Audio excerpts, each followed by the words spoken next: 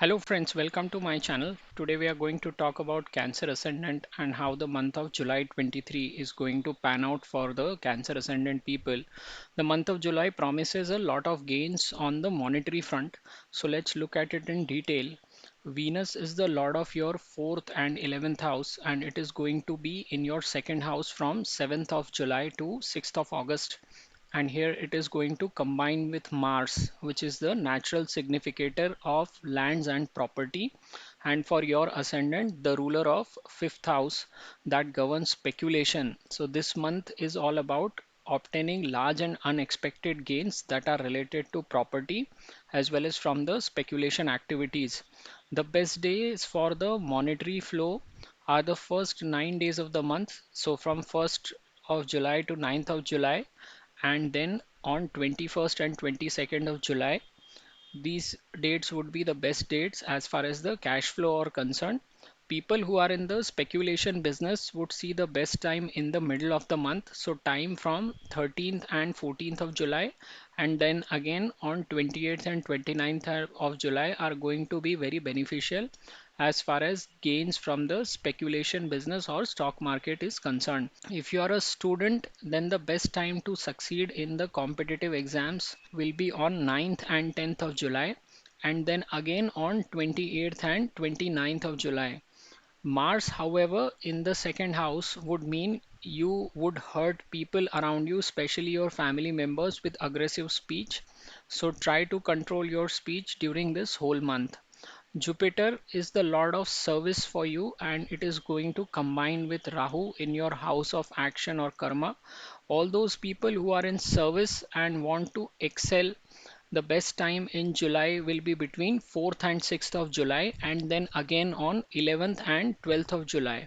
People who are in business will also see a boost in their working capital, and they will continue to do well in this month. Saturn, the lord of 7th house, is in the 8th house, and the 7th house is not getting the desired aspect of Jupiter.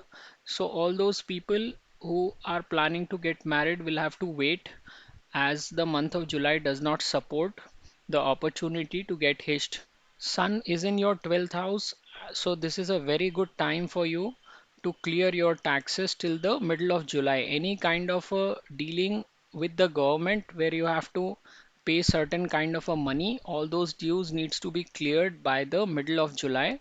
After this, Sun will enter your first house from 17th of July to 16th of August, and it is going to boost your ego, but at the same time it is also going to create opportunities for you for the monetary gains through lands and properties.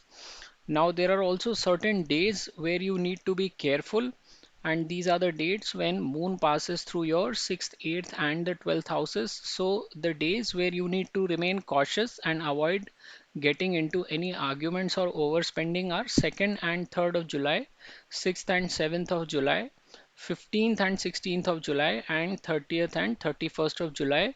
Just be careful during these 8 days.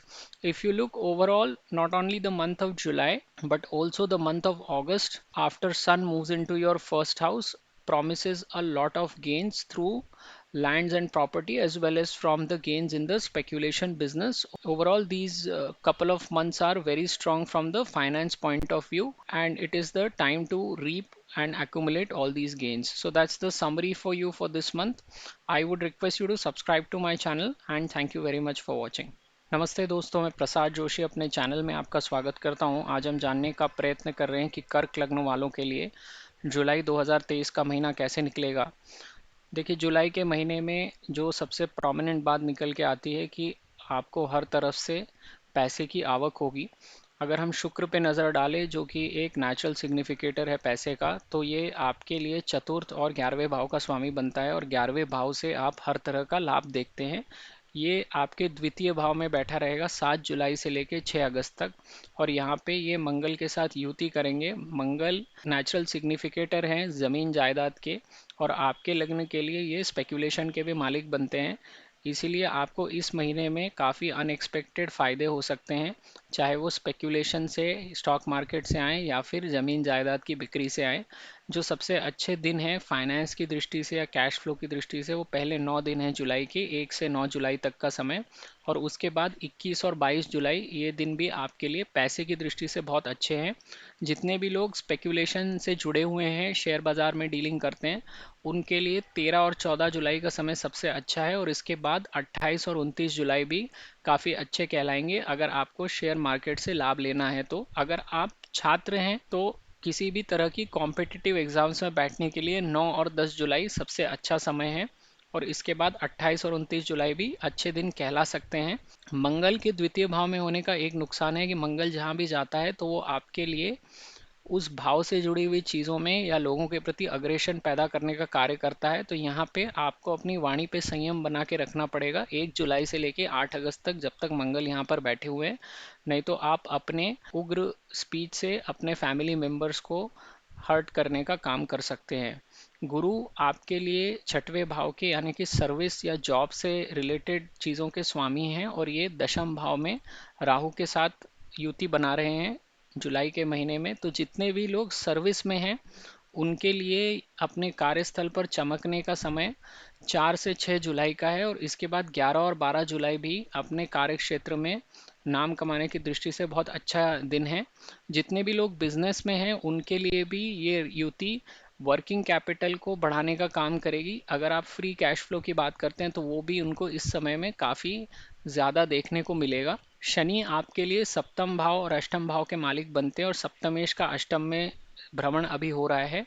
लेकिन यहाँ पर सप्तम भाव पर गुरु की दृष्टि नहीं पड़ने की वजह से जितने भी लोग अभी शादीशुदा नहीं हैं उनको वेट करना पड़ेगा। जुलाई के महीने में तो उनके शादी करने की कोई प्रॉबिलिटी नहीं बनती। इनफैक्ट जब तक गुरु यहाँ बैठे हुए हैं यानी कि अप्रैल 2024 तक, तब तक उनको इंतज़ार ही करना पड़ेगा। अप्रैल 2024 के बाद जब गुरु 11वें भाव में चले जाएंगे तो वो अपनी नवी दृष्टि 7वें भाव पर डालेंगे। और जितने भी लोग अभी शादी के इंतज़ार में हैं उनके लिए गोचर में गुरु हरी झंडी दिखाना शुरू कर देंगे, लेकिन तब तक आपको इंतज़ार करना पड़ेगा। सूर्य जुलाई के महीने में 12वें भाव में बैठे रहेंगे 15 जुलाई तक। तो जितने भी लोग एक्सपेंडिचर या टैक्सेशन से जुड़े हुए हैं, या अगर आपको किसी भी तरह की गवर्नमेंट डीलिंग में टैक्स चुकाना होगा, या गवर्नमेंट को कोई भी उधारी है आपके ऊपर, आपको उनको पैसे देने हैं, तो ये 15 जुलाई तक पैसे चुकाने का बहुत अच्छा समय है। आप अपना हर तरह से जो भी बनता है गवर्नमेंट की तरफ से ड्यू, वो आप चुका दीजिए। उसके बाद सूर्य 17 जुलाई से लेकर 16 अगस्त तक आपके प्रथम भाव में चले जाएंगे। यहाँ पे ना सिर्फ आपका ये ईगो बढ़ाने का काम करेंगे, लेकिन इसके अलावा ये आपके लिए पैसा कमाने का दरवाज़ा खोलेंगे फिर से ज़मीन या जायदाद के थ्रू। तो यहाँ पे दोनों ही महीने, जुलाई का महीना और अगस्त का महीना, पैसे की दृष्टि से बहुत अच्छे कहलाएंगे। 1 जुलाई से लेके 15 अगस्त तक पूरा समय ही आपके लिए अलग अलग तरह के पैसे कमाने के योग बन रहे हैं गोचर में। अभी हर महीने में कुछ ऐसी तारीखें होती हैं जब आपको सावधान रहना चाहिए, और ये वो दिन होते हैं जब चंद्र आपके 6, 8, 12 से गुजरता है। इस समय में व्यक्ति की निर्णय लेने की क्षमता पर प्रभाव पड़ता है, और कई बार ये देखा गया है कि व्यक्ति अपने दुश्मनों के साथ झगड़े में उलझ जाता है। कई बार लोग उसके पीठ पीछे षड्यंत्र करने का काम करते हैं। तो इन दिनों में व्यक्ति को हमेशा सावधानी बरतनी चाहिए जब भी कभी वो लोगों के साथ डील करता है, और इसके अलावा कोई भी निर्णय भी उसको इन दिनों में नहीं लेना चाहिए। तो जुलाई के महीने में ये तारीखें आपके लिए हैं 2 और 3 जुलाई, 6 और 7 जुलाई, 15 और 16 जुलाई, और 30 और 31 जुलाई। इन 8 दिनों में आप सावधान रहिए। अगर आप कुल मिला के देखेंगे तो इस महीने में जो शुक्र मंगल की युति आपके द्वितीय भाव में बन रही है, और अगले महीने में जब सूर्य 15 दिनों तक आपके प्रथम भाव में बैठे रहेंगे, तो कुल मिला के 1.5 महीना हर तरह से आपके लिए पैसे का कारक बनता है। और ये पूरे के पूरा 1.5 महीने में आपके लिए काफ़ी फाइनेंशियल गेंस हो सकते हैं। तो ये आपकी समरी है इस महीने की। आपको मेरा वीडियो पसंद आए तो मेरे चैनल को ज़रूर सब्सक्राइब कीजिए। ये वीडियो देखने के लिए आपका बहुत बहुत धन्यवाद।